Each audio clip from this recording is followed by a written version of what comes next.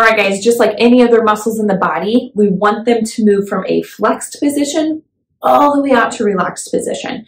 We don't want to be like with our arms walking around like dinosaur arms all the time. We want to be able to relax them back down, and your pelvic floor muscles should be able to do the same.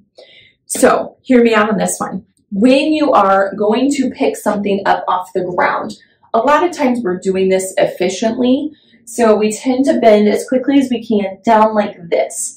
But what that does is in standing, sorry, we're going to give you a little booty shot. My sit bones are here. And if we look at the red part on the model, like those sit bones, connecting sit bone to sit bone is pelvic floor muscle. So if these guys get closer together, that is muscle tightening up. And you can tell they're pretty close here. As I go to stand, they get even closer. So that is muscle tissue getting into more of a flexed position. It's in a flexed position and it gets even tighter. So nothing lengthened out there. If I go to squat, that muscle tissue is going to lengthen. So I would rather bend my knees and squat down to get that tissue to stretch out than to hinge over where everything's going to be high and tight. Or that can develop into bowel issues like pain with the bowel movement, hemorrhoids, prolapse, passing gas when we don't want any goodies popping out.